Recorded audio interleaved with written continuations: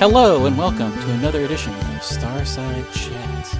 I'm one of your hosts, Aaron, and with me as always is my compatriot, Zach. How's it going, Zach? Good. Glad to be back. We took, I guess, a week off, but we're Valentine's Day. We had to be off for Valentine's Day. That's true. You gonna watch the Uncharted movie? I am not going to watch it in theaters, that's for sure. I woke up at some point, I think on like Thursday or Friday or whenever all the reviews were dropping, and every website I went to had a headline that was like, Uncharted double crosses the fans, or like Uncharted goes nowhere, or just like is bad. So, I actually haven't watched any reviews or read anything about it. Those are all the headlines. So I saw one, Google recommended a news story that was like, Tom Holland, Mark Wahlberg movie is one to watch, from like a random website I'd never heard of. And that's the only positive piece of praise that I've heard, but it's from some just like website that exists solely to show you ads. Yeah, that's all websites. I was talking with my brother about it the other day, and I was explaining to him that Nathan Fillion is the obvious choice to play Nathan Drake. Yeah. And that there was that fan-made like YouTube short film. It was so good. That was definitely a proof of concept they tried to pitch and sell, and they just like, it was a little too early, I feel like. Yeah, and it was very good. And it had, of course, Nathan Fillion, but I forget the name of the actor who played Sully, but he definitely like had the right vibe for Sully.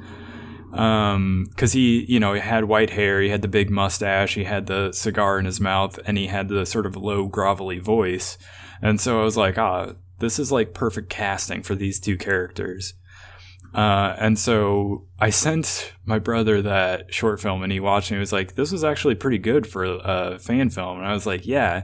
Now imagine that those characters were played by somebody who could pass for a teenager and Mark Wahlberg for some reason as Sully. And he was like, oh, yeah, I get it. That's weird casting. It's like someone saw the original Star Wars trilogy and then saw the prequels, and they were like, man, this is great. Let's just make the prequels. And that's what they decided to do. I don't know why you would make this an origin story where he is like a teen. I guess he's probably supposed to be in his 20s, but like Sully is supposed to be an old dude. Yeah. You're supposed to... Like, Indiana Jones works... The first Indiana Jones is great because you meet him after he's already done stuff, and he's, like, in it. You don't need to learn an origin. You don't do that until the third movie. Like, the origin stories don't need to exist as the first film, I feel like. It's just too much extra exposition and, like, people meeting each other. It just... I feel like that's why a lot of movies in the 80s work, is because they were just like, no, let's just jump in, start the thing. You don't need to know why a high schooler and an estranged, like a crazy scientist are friends. They just are. Yeah. And they're going to go back in time together. I didn't even think about it. That would suck. If they did do a Back to the Future movie, they would definitely do an origin story of how Marty met Doc. And you're just like, I don't want this. Yeah, it's insane. But no, so my answer to that is, I if it comes to like HBO, who's producing this? Is it like a Paramount Plus thing, or... I don't know. What kind of movie is this? I mean, it's Sony. I guess it's Sony. Yeah. Where do Sony things end up? Probably Paramount Plus. So I don't know. I would like for this to wait to be free to watch it. It's possible if I get really bored and it gets down to like $5.99 on Google Play. I thought the Sony stuff was all ending up on HBO Max, but maybe I'm misremembering. That would be great. I would love to see it on HBO Max. Yeah, I'll probably watch it at some point, but like you, I'm not going to rush out to the movie theater to see it. This isn't in our notes, but did you see that trailer for the new Lord of the Rings Amazon show? I did not watch it, but I saw some articles about it. What's your level of interest in that? Did you like the original Lord of the Rings movies? I love the Lord of the Rings movies. I don't trust Amazon to make a good show. They made The Expanse, though. Yeah, but The Expanse existed before Amazon. It was made by a different company that included the original writers on the project, and Amazon just bought the rights to distribute it. So it's a little different situation. I have no faith that Lord of the Rings is going to be a good show.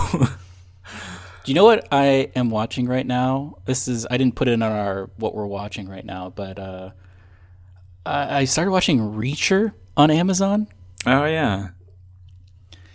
And it's like very dumb, but I also think it's very funny, so I have continued to watch it. My brother was telling me that I should watch that show because he was kind of enjoying it, but I haven't. The thing that yet. made me watch it was like someone on the internet somewhere was like, yeah, it's like if Sherlock Holmes was just like a jacked dude who was also kind of an idiot. And I was like, oh, that's interesting to me. So, and it really is like that. Like he'll walk in and be like, huh, you seem like you used to smoke. And then he'll like beat up 5 guys really aggressively. And it's like, I don't know. For some reason, I like it a lot. Yeah, maybe I'll have to watch that then, but I don't know. I just got an email not too long ago about Amazon raising their rates for Prime, which kind of sucks, but I don't know. I use it mainly for the 2-day shipping, but I'll watch some like older stuff that's on there because I have some like mid 2000s British sitcoms on there that I watch a lot. Yeah, Stargate was on there as well, and I was working. Oh, speaking of that, I have an interesting story because I was flipping through Netflix looking for something to watch, and Stargate SG-1 popped up, and I was like, "Oh, a great show." I started watching this like a couple of years ago on Amazon Prime, but it's not on Amazon Prime anymore. Oh, really? Yeah, so I could not figure out where I had left off. So I was like, I'll just start somewhere and start watching some episodes. Because I want to get to the point where Ben Browder and Claudia Black join the cast, because I'm a big fan of Farscape. And I have not seen the episodes that they are in Stargate. And so I was looking up Ben Browder on IMDb to see what episodes he joined Stargate SG-1 in, and I stumbled upon in his credits is a Farscape the game from like 2002.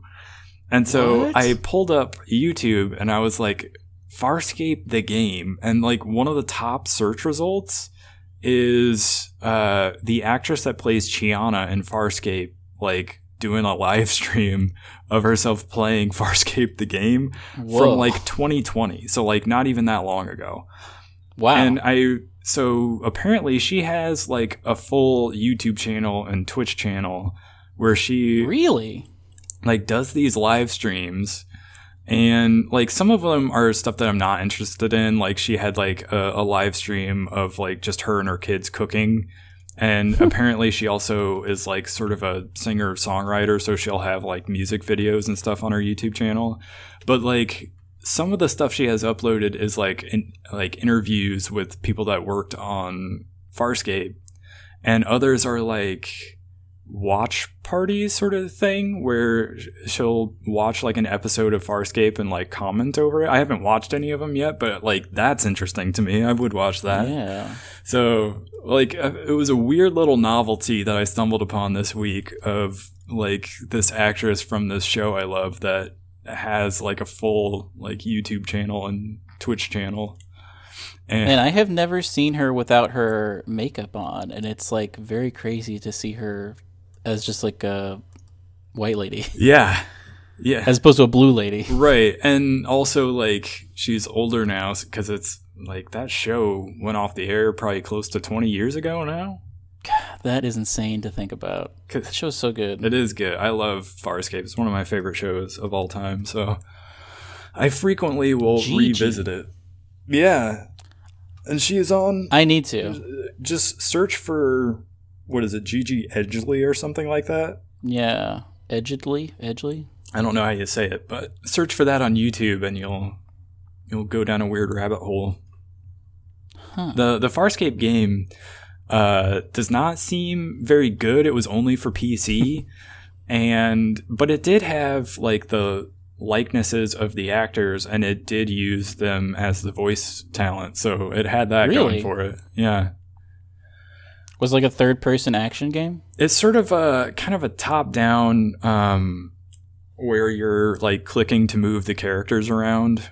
Oh. I don't know. It did not seem like a game that I would necessarily want to go back and try to play through, but I watched like some gameplay of it, and apparently it's hard to find now too. She had like on that stream that she did, she had like a link to this website that had like really old games listed on it, and like supposedly you could download it somewhere on that website, but I didn't see, it was not obvious to me where I would do that, but it was a weird little novelty that night watching this super old Farscape game with one of the actresses like trying to play it. Well, here, let's bring it full circle. Gigi was in an episode of Uncharted. What? Regions. She was in an episode of Uncharted. Uncharted Regions. Oh, you cut out and I only heard Uncharted. It's like there was an Uncharted TV show? I don't know what this is, but I think it's like a ghost show. 13 flights of mystery and imagination. Oh, this is like a radio show maybe? I don't know. Anyway, should we get to the news? Yep. Probably the biggest thing we're going to talk about is the Nintendo Direct that happened a couple weeks ago. But Bandai Namco is spending $130 million on a metaverse project. Yeah, this popped up earlier this month, and the thing that was in it was an IP metaverse. So basically a universe in which, if you can think of Bandai Namco's IP, so like Dark Souls, Elden Ring, Pac-Man, Gundam, Dragon Ball, Oh my god. Dig Dug, Galaga, Katamari. Like, think of a universe where all of those exist in the same universe. I forgot about Katamari. Yeah, that I don't know, like, why they would do it or what like shape that will take, but it was definitely one of the more interesting announcements I saw from over the last couple of weeks.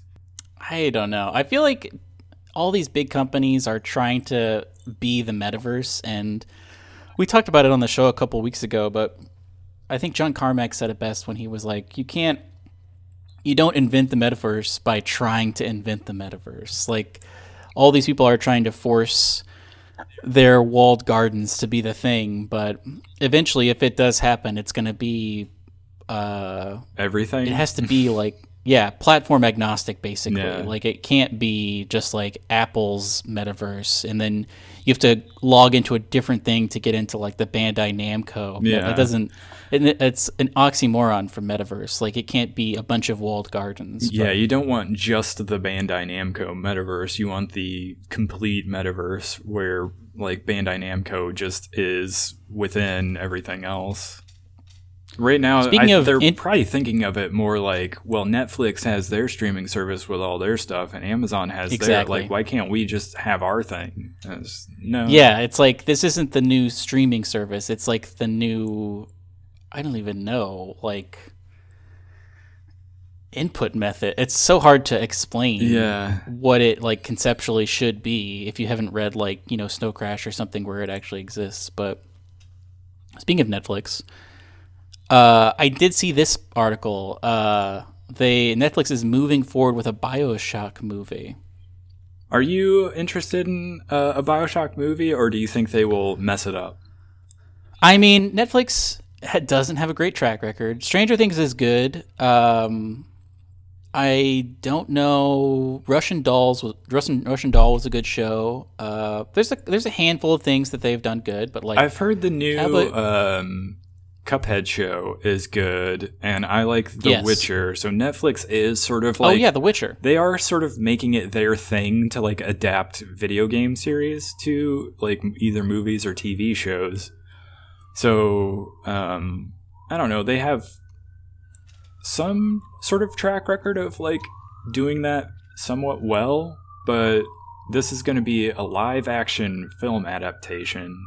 Who was it? Was it Amazon that was going to work on like a Mass Effect series? Well, Amazon has the Fallout series, which I put on our notes, and they just announced that Walton Goggins is going to be the host of that, or not the host, the star of it.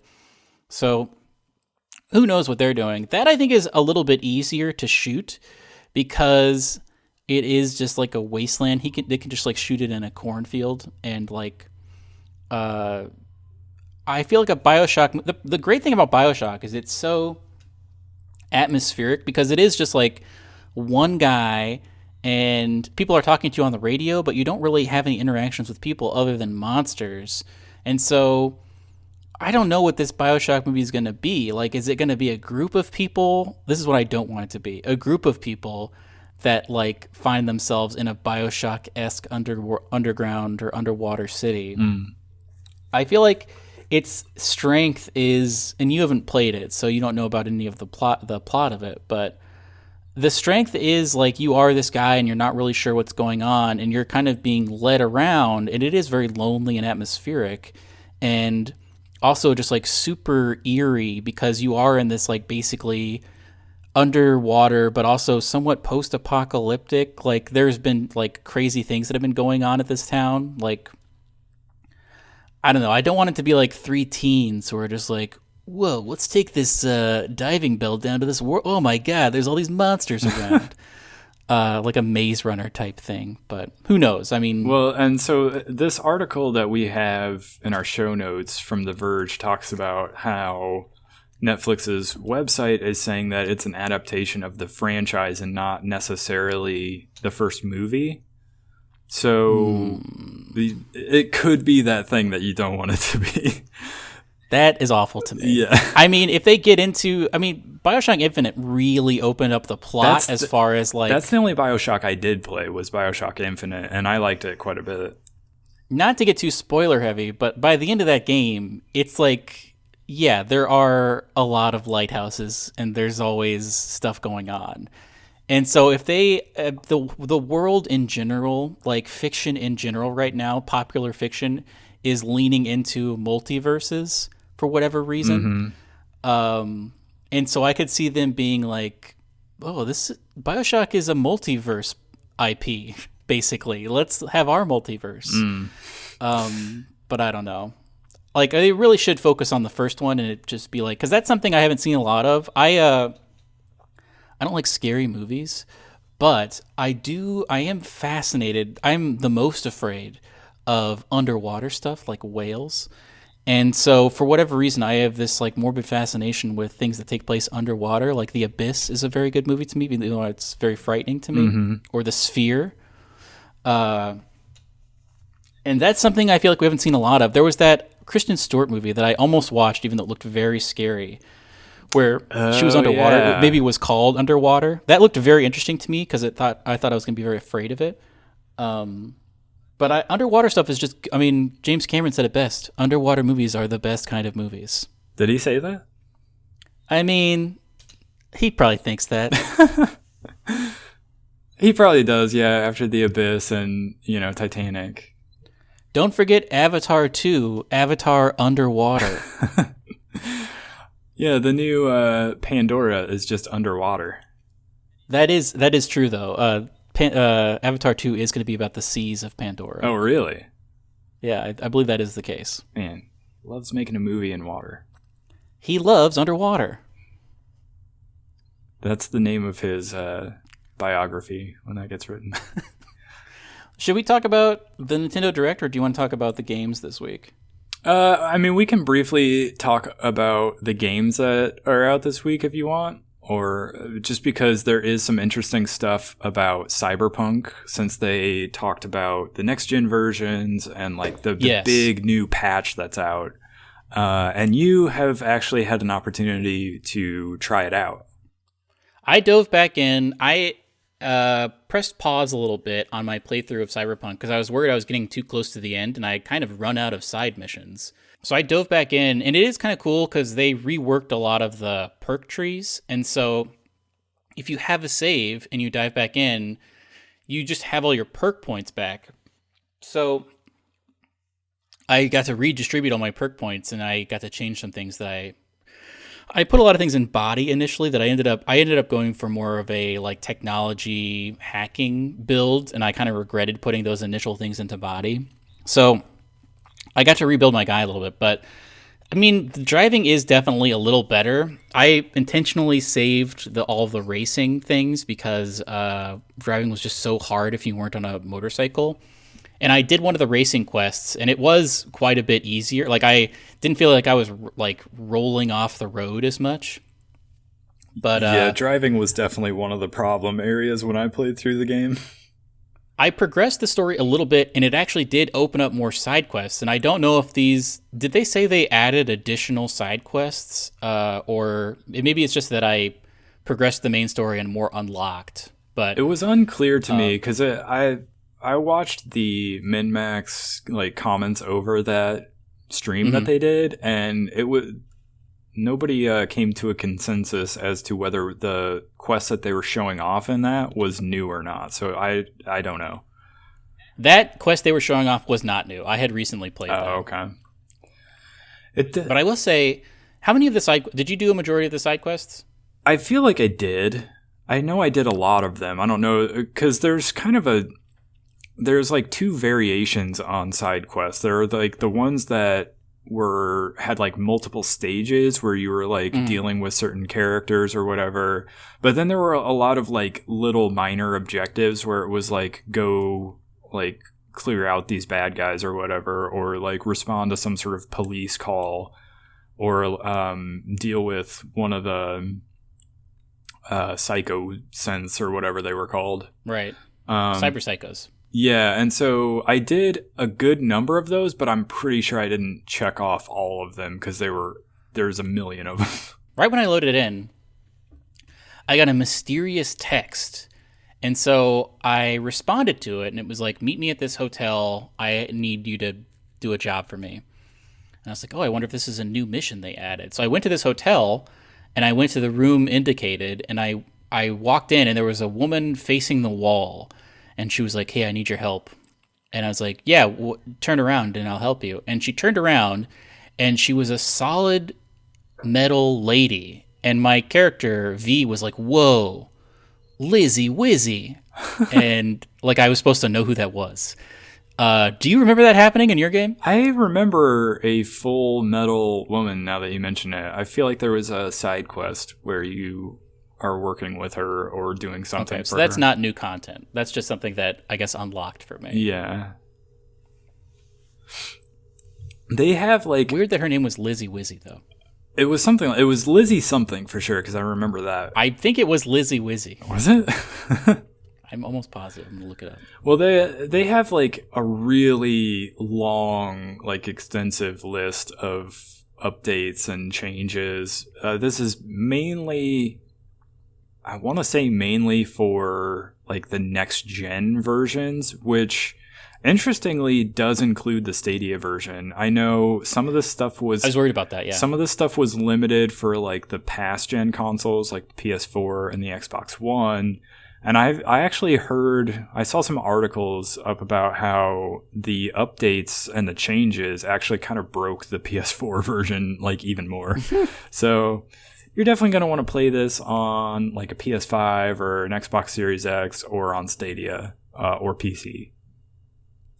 But yeah, I was worried they were going to leave Stadia in the dust because of all the articles we talked about 2 weeks ago where they were talking about Stadia like getting put on the back burner. But sure enough, I went to the Stadia subreddit and somebody was like, yeah, this is live immediately right now. And I was like, oh, great. Yeah, I've done some more thinking about that. And I think some of that is like the Stadia situation. Some of that is a little bit of, every time a new piece of information comes out about Stadia, everybody declares it dead and like the end of Stadia.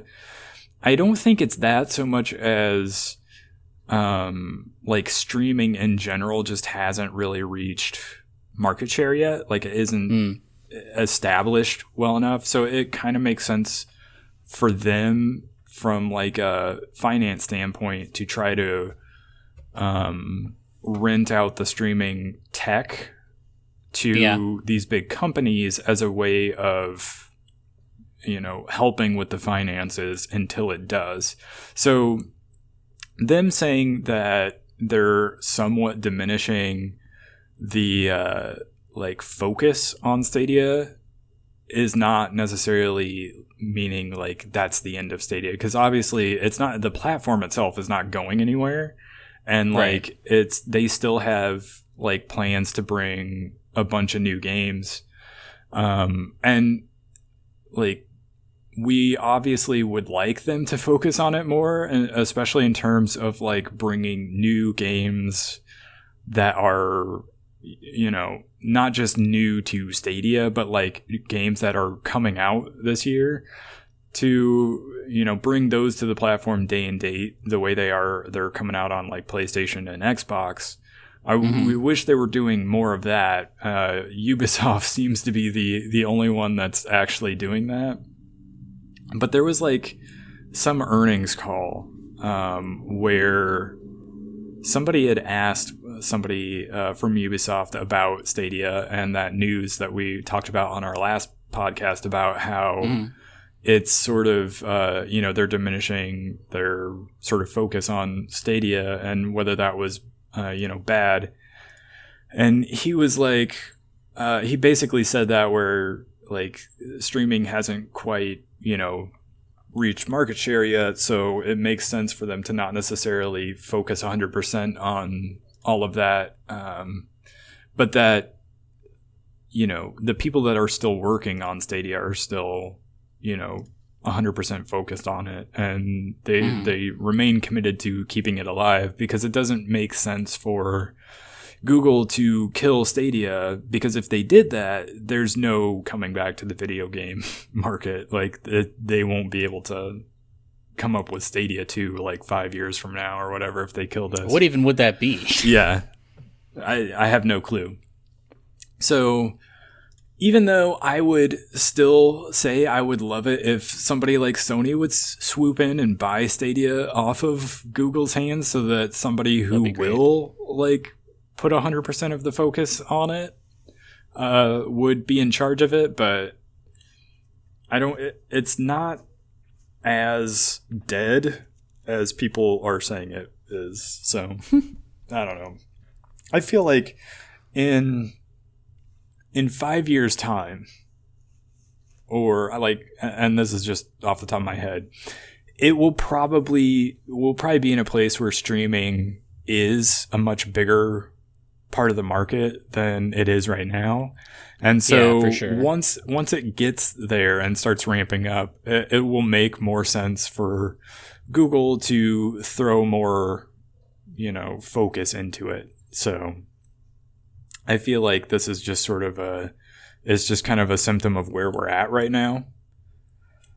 And hopefully they're able to get some of the big games, but I feel like right now Google's kind of dumb when it comes to how they message some of this stuff and how they operate some of it, which is why I'd rather Sony be in charge of it. But, you know, the service itself is still good. Like when you play games on it, it's like it works well and it's fine. We just hope that there are more games coming to it, but whatever. Something else that came out this week, in addition to the 1.5 update for Cyberpunk, is that Sifu game, or Shifu. This looks super good to me. I watched some streams of people playing it. It does look punishingly difficult. Yeah, that's why I have not picked it up. But I haven't picked it up either. But to watch a real pro play it is beautiful. And so I don't know if I'm ever gonna actually like sink my teeth into it, but I do plan on watching a full playthrough of it. Because it looks cool. It looks like the art style is wonderful, and the play style is just like so fluid and interesting to watch. Yeah, there's like so many unique animations for every fight. Yeah, that's what I was gonna say. They did a great job with the animations. Like the fight animations look great, and it kind of reminds me a little bit of what was that Hong Kong based game that used like the Batman Arkham Asylum style combat? Was it not Watch Dogs? No. Didn't it have dog in the name? Sleeping Dogs, yeah. Sleeping Dogs. Yeah, it kind of at first reminded me of that, because that also had like a very fluid like combat style where you were like going back and forth between enemies and doing these sort of combo fight techniques. And I don't know. It looks really, really cool. There definitely seems like there's like a weightiness to like the punches and kicks that you're throwing. So I don't know. It looks cool, but it also seems very difficult, and like it would be the kind of game that I would maybe get stuck somewhere and just kind of fall off of it. So I'm probably not going to pick it up myself. But like you, I might watch it. This is a game that I am super anticipating to see in a lineup for AGDQ, because I feel like people are already trying to beat it quickest, and to see like a pro who has played it, hundreds and hundreds of times and just has it down to a science is going to be amazing to watch. Yeah, that would be cool. Because I know it's not roguelike, but it sort is kind of is. Yeah. So it is, and the interesting thing about it is when you die, you can sort of respawn at the place that you died, but when you do that, you like age, your character ages. And it was unclear to me because I've maybe not watched as much as you, but is it level based? There's, I think, 3 or 4 different places you have to go to like complete. It's very similar to I think Into the Breach, where like remember you had to do 2 islands before you could get to the final island. At minimum, you had to do 2 islands. I think it's like that, where you have to complete, but you can take them in any order you want, I think. But I don't know too much about it. I've only seen like someone will post like got through this entire hallway without getting hit, or like took on this specific like boss level in under 3 minutes or something. So I don't know too many of the story beats, but well, that was the thing. So like once you get to age like 65 or 70, if you die, it's just like game over and you start over again. And so people are like saying, well, I go back into the previous level to try to make it through that level without dying and needing to age myself up, just to make it so that you have more years to work with later on in the game, which is interesting. But the note that I saw in the review that I don't know if I would say it put me off more from playing the game, but they talked about how it's not procedurally generated, so it is a little like you're just doing the same fights against the same people in the same locations sort of over and over again. And so it doesn't really, like, it doesn't break things up very much just because it's not procedurally generated. So yeah, I don't know if that's a turn off or not, but I don't know. I mean, I could see it. The fact that it is the same, I think, is going to make it easier to get better at.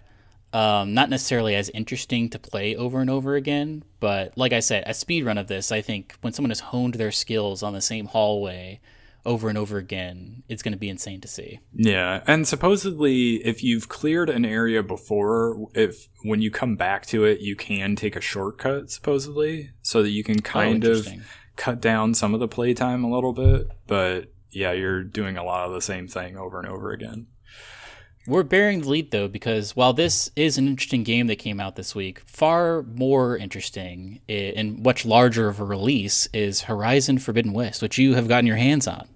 I did. I have only put maybe like 2 hours in. Like I've played through sort of the intro, and that sort of caps off with a fight against a Slitherfang, which is like a big sort of robotic snake creature, which was pretty cool. Ooh. And I'll say, like, I've talked about this multiple times on the podcast previously about how I thought that Horizon Zero Dawn started off kind of bad, and like you had to kind of slog your way through like the first couple of hours through this sort of generic, like teen dystopian like character setup that I thought was just generic and boring and not very interesting.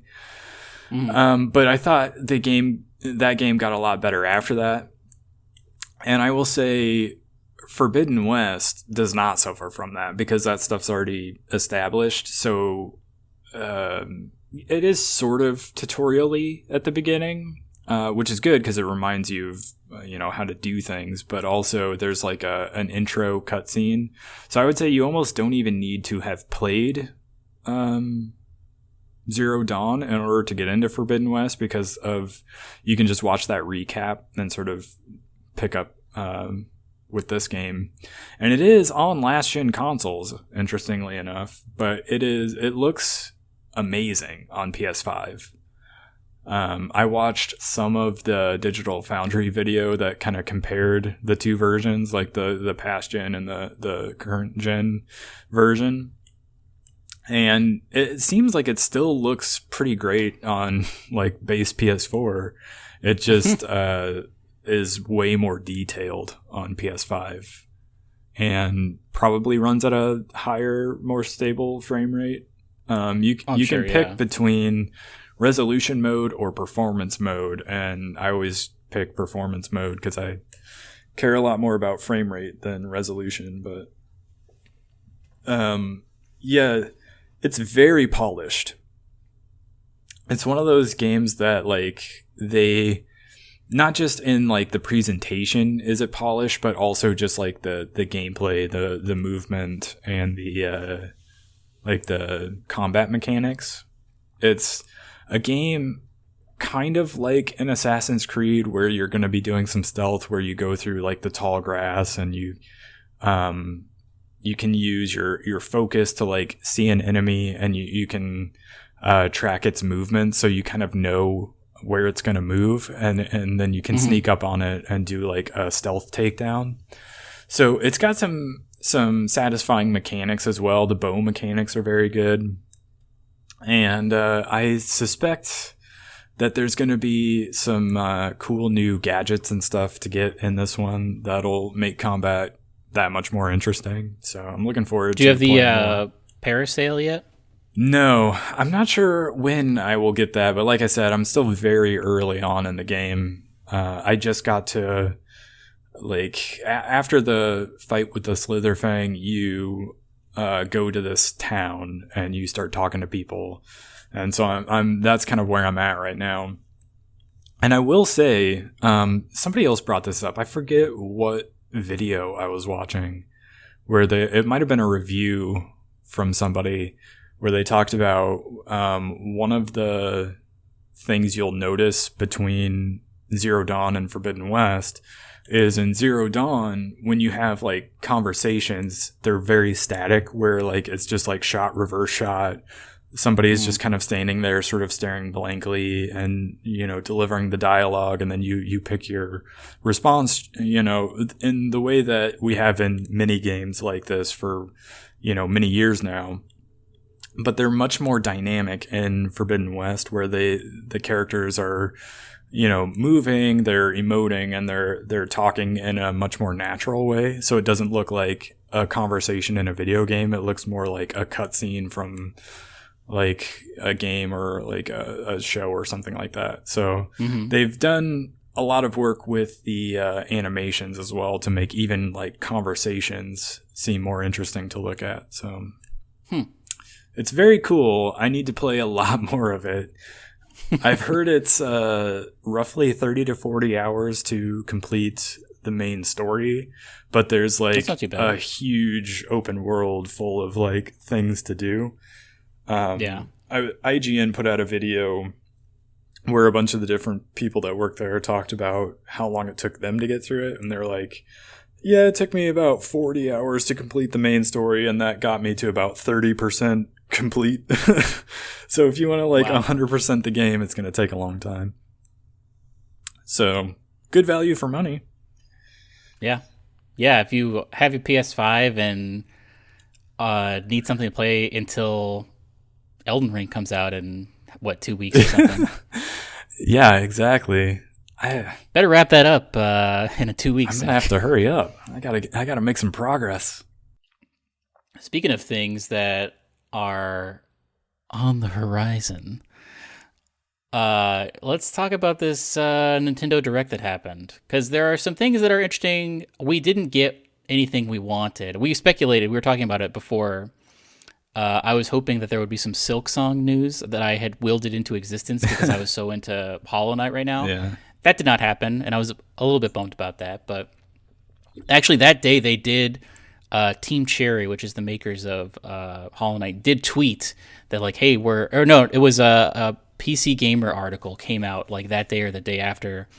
Where they talked to one of the developers, and he basically was like, "We're still working on it, and we're still excited to show you when we have something to show you." So, Silksong is still in development. But what were the highlights for you of this Nintendo Direct? Probably for me, the thing I most latched onto was the extended Kirby stuff.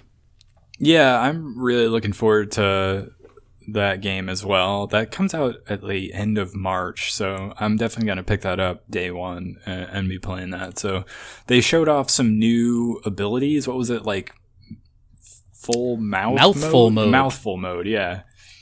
Yeah. Where basically he'll try to suck up something that he can't swallow, like a car, and he'll just like wrap his body around it, and then he can drive it around. So it looks cool. I'm into that. I have not ever really played a full Kirby game, and this seems like a cool mechanic. Like you could fill yourself with water and like shoot basically like Splatoon style all around stuff, or like what was that Mario Sunshine? Oh yeah. But yeah, I'm definitely gonna pick this up and play it, and it's gonna be great. Yeah, I'm really looking forward to that as well. I was hoping we would see some stuff that we hadn't seen before, and we did see some of it. I think we were texting after we watched it, and I was like, it was a lot of little things that they showed that were kind of cool, but there wasn't that like big thing that we were really looking forward to, like Breath of the Wild 2 or Silksong or something like that. I wish that they would have a little bit more information, because usually what a Direct will be like, the day before a Direct is supposed to happen, Nintendo will tweet like, "Hey, a Direct is tomorrow. It's going to be 40 minutes about games." I wish that they would just take a little bit more time and say like, "Here are all the things." I mean, obviously they aren't going to do this because it will mean less viewers. They can always like dangle that vagueness in front of our faces and be like, "Well, you know what? We didn't say there wasn't going to be any Breath of the Wild news, so definitely check that out." But I wish they would just do that. We're not going to be talking about Breath of the Wild. And I would still watch it, but obviously I wouldn't be waiting for that one more thing to happen and kind of be let down at the end. Yeah. Yeah, it would be nice if they would be like, instead of just saying 40-minute Nintendo Direct, they'd be like, this Direct is specifically this thing. Like, this is the big thing that you're going to take away from this. Sometimes they do that, but it's always for something I don't care about. Like, get ready for the Splatoon Connect. Yeah. And you're like, well, I guess I'll watch this, but just in case. Fire Emblem Warriors, that was something I wasn't expecting, where it's like a Dynasty Warriors style Fire Emblem game. This is the second one. So they had made one of these already. I think it's Fire Emblem Warriors 3 Hopes. So it's like tying into Three Houses, which is a game I loved. I thought that was a great game.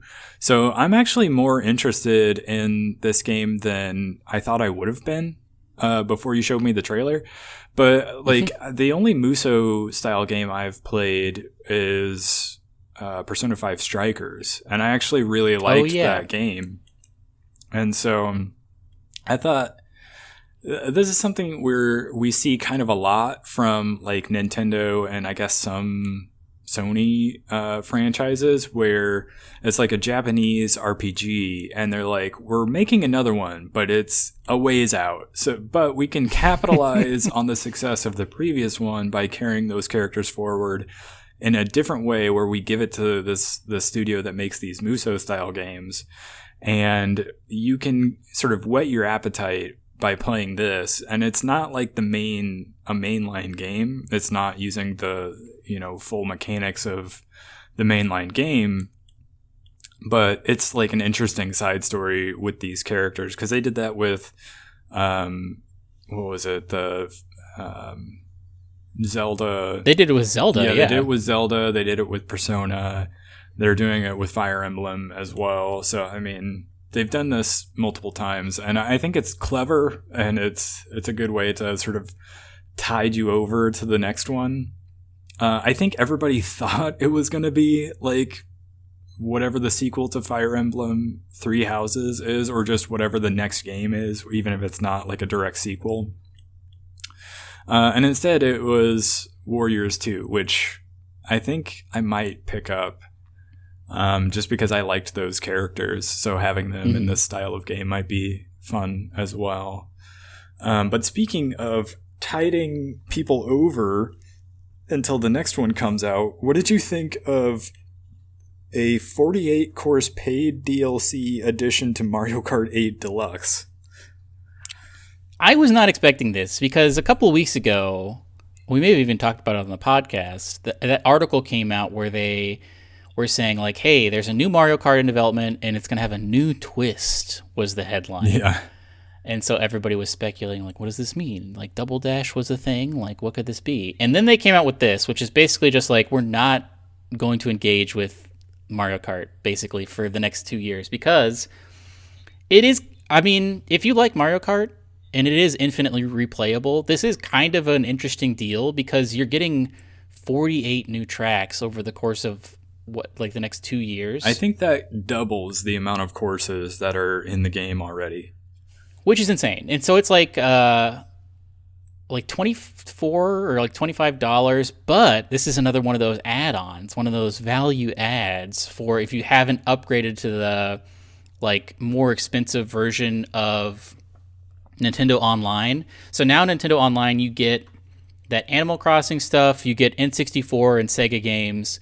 I think there's a third thing, cloud saves maybe, and also you get this DLC for Mario Kart. So if you're a big Mario Kart family, like if your kids are like, we love to play Mario Kart, let's do it, let's do Rainbow Road or whatever for like the 100th time, I could see this make, like, I think this will definitely get more people to, instead of buying just the DLC, I think this will push people towards that online platform, which is obviously what they want, because it seems like it's too good of a deal, especially if you're also super into Animal Crossing. Yeah. Like, it's basically free for if you're already going to be paying, if you're playing like Ocarina of Time on your Switch or whatever. I don't hate this, but I also was excited to look at whatever this big new twist for Mario Kart was. But it's not the worst news. What do you think? I'm kind of in the same boat. I was excited to hear what the next Mario Kart was going to be, but them bringing, additional courses to the current Mario Kart that still sells like hotcakes. It's a smart move, especially, like I said, if you're trying to hold people over until the next one comes out and they don't have anything to show for it. It's a little insane to think about. I think Mario Kart 8 came out on Wii U in like 2014, so we're almost like 10 years later, and they're adding new courses to the game. The thing is, though, like, how do you put a new twist on it? Like, you've built the system perfectly. That's like, I don't know what they're going to do if they ever make a new Smash game, because they've built it. Like, that's what it is. They called it Smash Ultimate for a reason. Yeah, it's already the Ultimate one. So what comes after Ultimate? I feel like... So I really don't know what they could do with Mario Kart other than just expand on it. Yeah, I mean, I feel like it will maybe be more of a multiplayer-focused thing. Is my guess, is where they can sort of build out the online stuff in a much bigger way, because like Mario Kart 8 Deluxe, it's fine that you have the option to play it online with random people or with your friends, but there's not a whole lot there. Like, you're not unlocking stuff from playing it online. So it doesn't have that sort of addictive, one more race quality that a lot of online games do have. So I wonder how much of it will be even something as simple as like sort of similar to Smash, where as you're playing through, you're unlocking characters. Because I feel like, correct me if I'm wrong, but the entire roster is just available out of the box in Mario Kart 8 Deluxe. So what if they expand the roster for Mario Kart 9, but they make it more of a, like, you're working through something to level like your character or your profile, and that unlocks additional characters, not just new carts and parts for the cart the way it is right now. Mm-hmm. So it could be something as simple as that, but that I don't know if I would call that necessarily a new twist. How about this? Mario Kart Triple twists. Dash. Whoa. Unheard of. Where you have 3 characters and all 3 of them can be controlled cooperatively. You know what I mean? What if there aren't, I don't know. What if they did something like Forza Horizon, where it's kind of like an open world and you're just like, you're in a Mario Kart, you're in your cart and you're driving around and you're just like seeing kind of spontaneous races and you have like quests. Would that be interesting? Yeah, that would be interesting. I'm curious how they would do that. Because I do kind of like the formula of Forza Horizon 5, but I'm not that big of like a car fan. So if they made it, but it was like Mario Kart in that style, I think I would be more interested in playing that than Forza. How interested are you, or did you used to play, have you ever played Wii Sports? I did. So, well, I never owned a Wii, but I knew plenty of people that did have one. Mm-hmm. And that was just like my parents had a Wii and like they only had Wii Sports and Mario Kart. So that was like what we would play when we were hanging out. So this, like, I pretty much immediately texted the trailer to my parents because one of the reasons we got them a Switch for Christmas was because they used to like playing Wii Sports together and their Wii doesn't work anymore. And so we got them like Mario Tennis and Mario Golf so that they would have some of those like motion controlled sports games to play. But like this is ideally what we would have been able to give them with the Switch. It just came out later than expected, but I think it's cool that it's finally coming. I was surprised there wasn't an archery thing, because I feel like that was wasn't that in part of Wii Sports? Yeah, I forget if it was with the base Wii Sports, because they also did like a Wii Sports Resort, which was like a second. Because I feel like with the nunchuck, or not, what do they call the Joy-Cons? I feel like that's just like the perfect use case that we haven't seen before for the Joy-Cons, because they're not connected by a cable like the nunchuck and the Wiimote were. Like you can really expand them, and then I feel like that would be such a cool. Maybe it'll come in DLC, and they'll like have like the Summer Pack Sports or whatever, or like Olympic Edition. Yeah. But I liked that golf was one of them, right? They had a couple that they were going to add later. Like they weren't. That's launching. Right. Golf was being added later. Yeah, that was one of the ones that was going to get added later after the initial launch.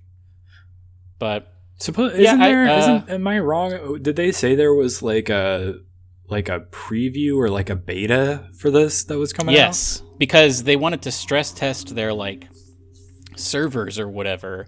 So they were going to allow people to, there was going to be like a public server test or something that you could be a part of. That's interesting to me. I don't know if I'll get into that or not, but oh yeah, I saw so that they announced that was happening, but you're not supposed to share video or like images from it. They're so weird about that. Yeah, that's a weird Nintendo thing, but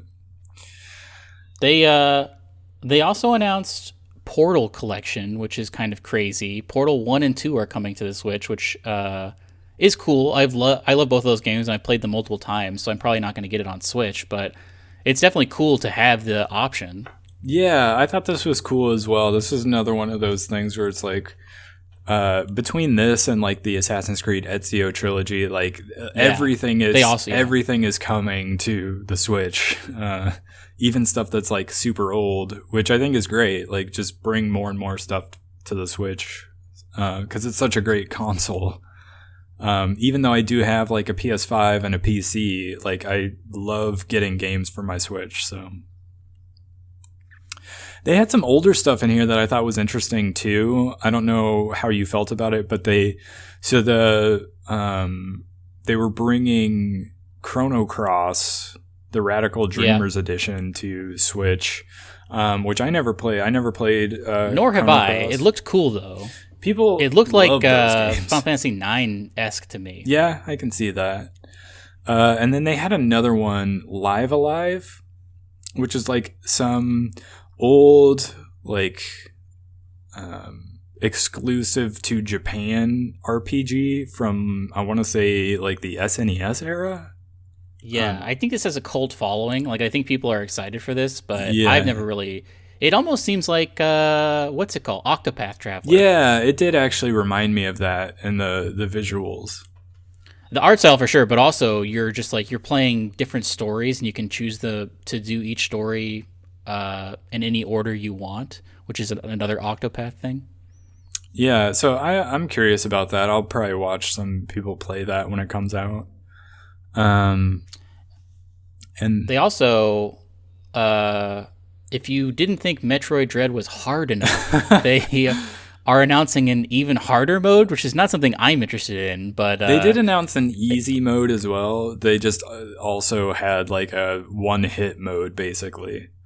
Yeah. Which, yeah, I don't need that. Wasn't there another thing that they were adding to Metroid Dread? Yes. I forget what it was. I don't remember what it was. Yeah. It was something else. It was something else that I was like, oh, that's kind of cool, but I don't think that'll make me jump back in. But no. And then Earthbound is coming to the Nintendo Online. It launched the day of the Direct. Yeah, but that was a cool, like, it's here immediately. But also, people were speculating that Mother 3 was going to get added to Nintendo Online. That's what they want. That's what everybody always wanted. wants. But they stopped just short. They brought Earthbound and Earthbound Beginnings, which is still cool. Those were the obvious games that people want. Like, people wanted Earthbound and Chrono Trigger added to Nintendo Online. And we still don't have Chrono Trigger, but at least Earthbound is now on there.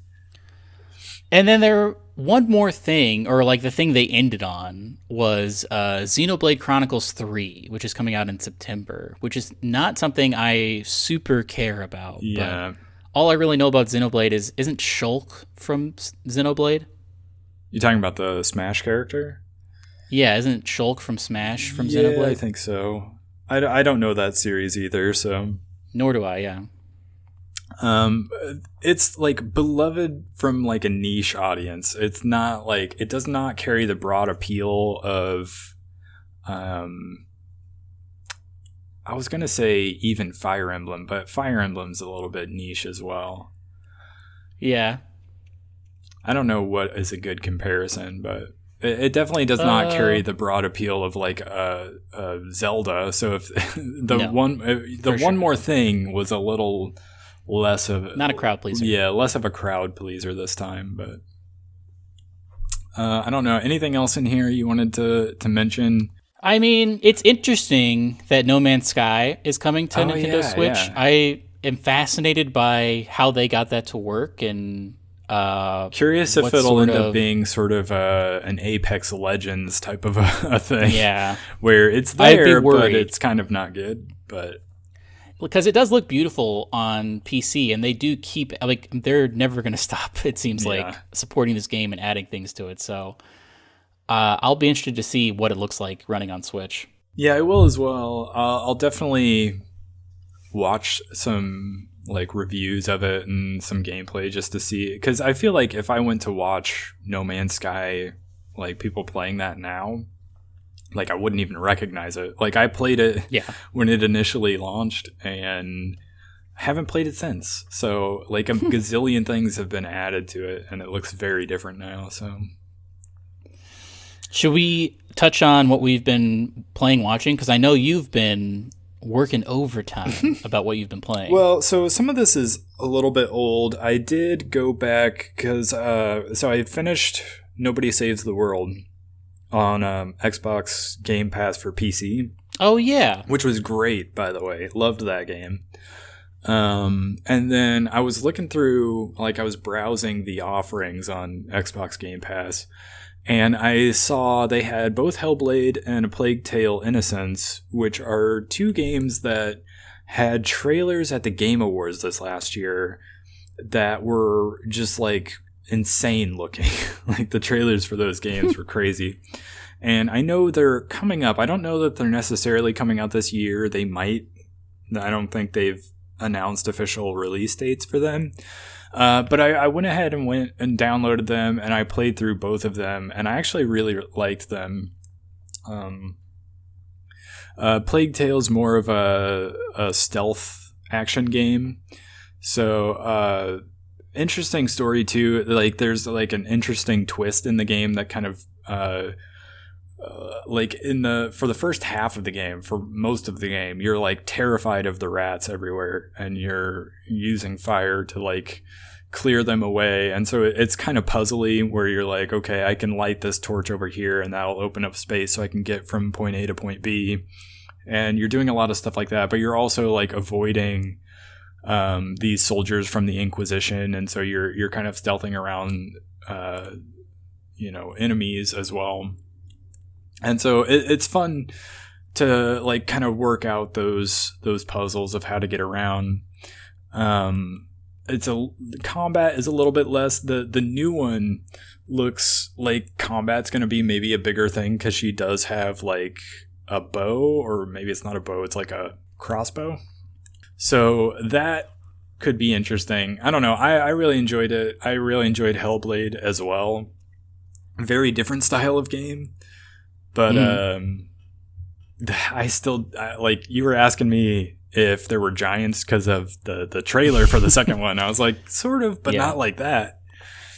I don't really know how to explain it, but that new trailer still blows my mind. I kind of don't know what to make of it.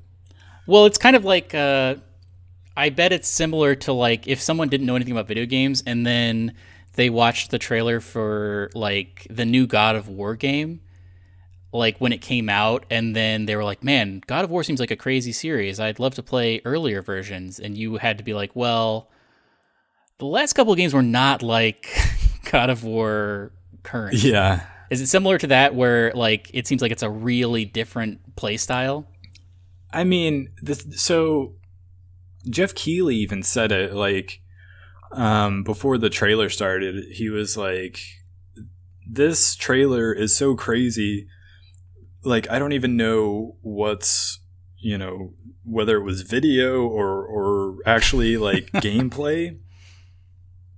Like, you can't really differentiate between like which parts are gameplay and which parts are like cutscene. And so it's really like, I honestly don't know. I went back and watched the trailer and I cannot differentiate either. Like, I don't know if that's just a cutscene from some section of the game or if like you're actually sort of taking control. So, and also the first game is such a like solo journey that you're not really interacting with other people. So the fact that she's in this place with like a bunch of people with her is like, I don't even know what's going on. So. Was there anything at the end of the first game that like would it all leave it open for a sequel, or was it a pretty like cut and dry ending to the story?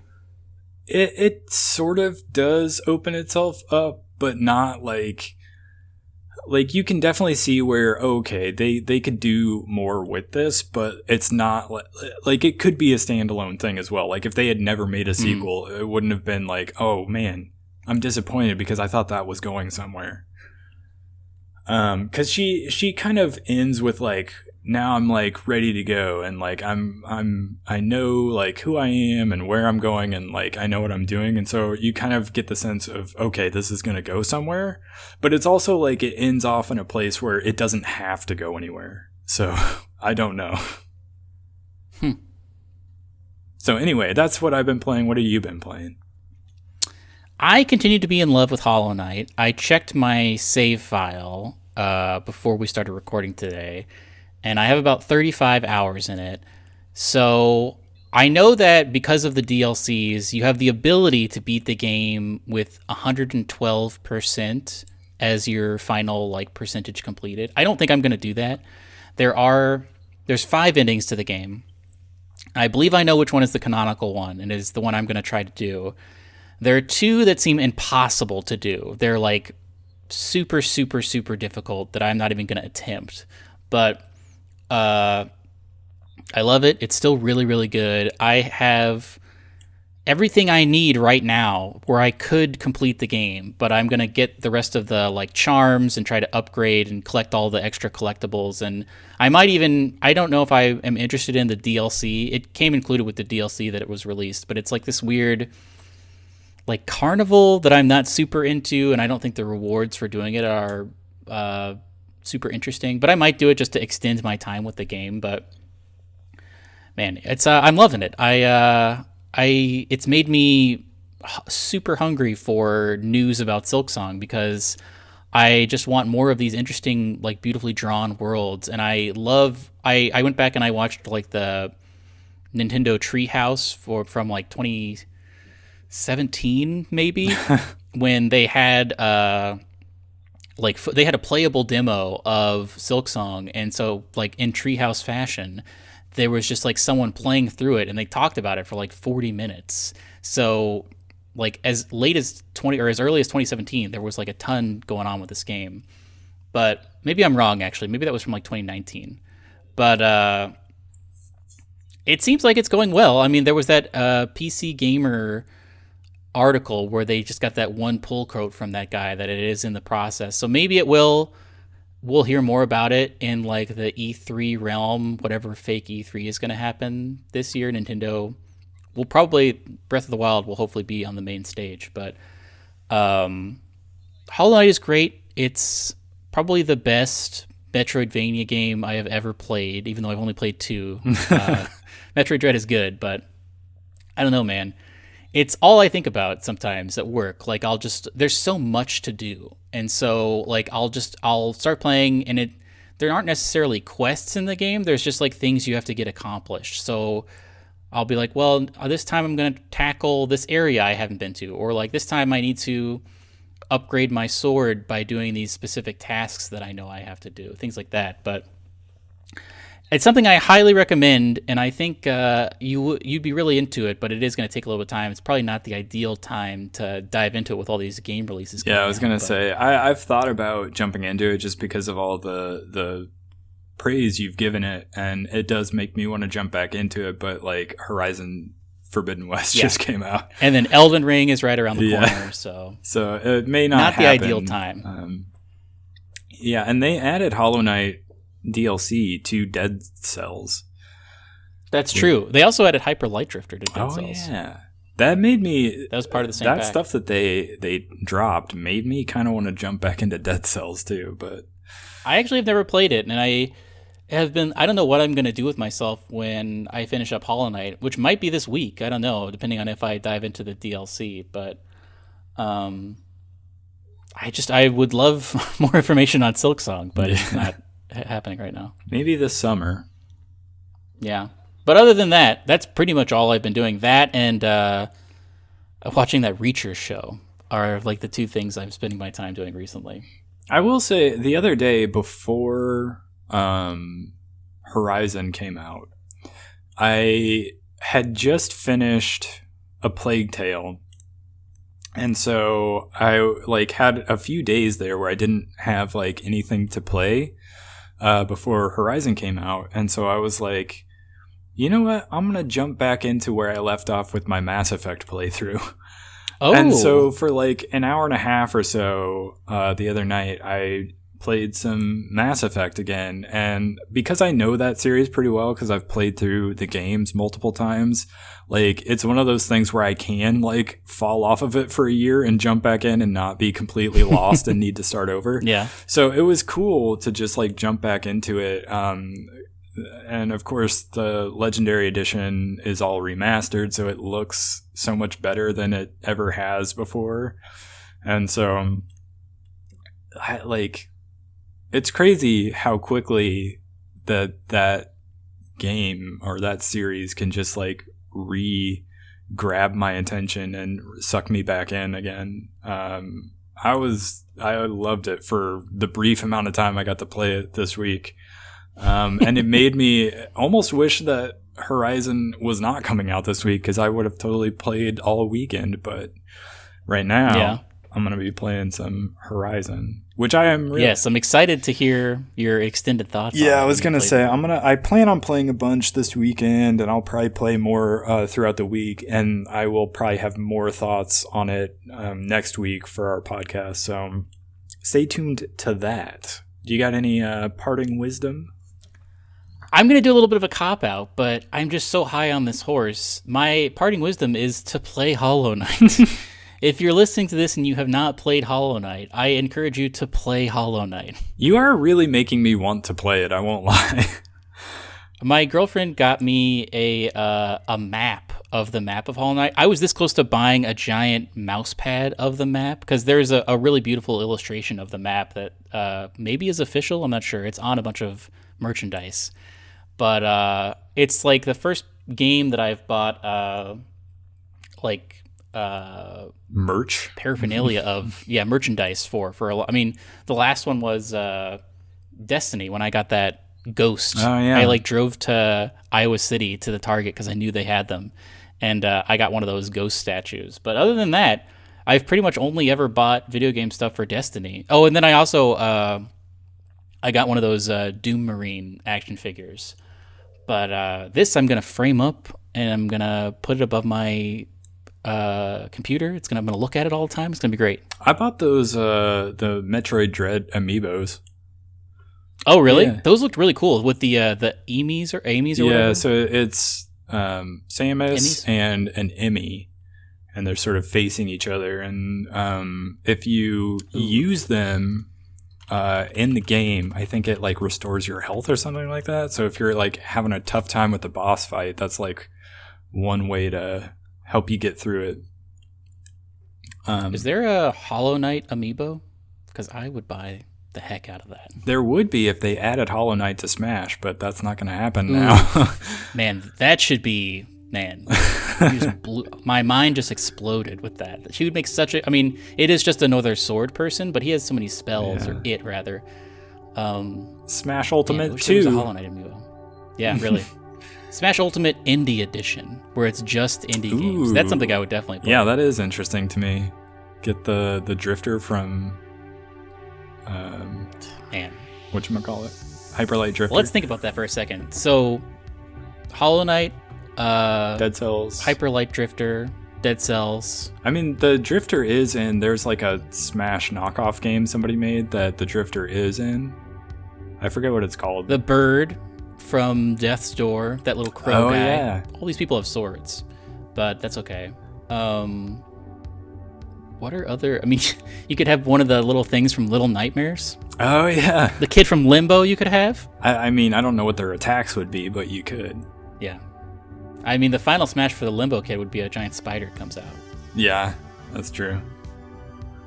Man, Hollow Knight would be the perfect Smash character because he already has directional-based things.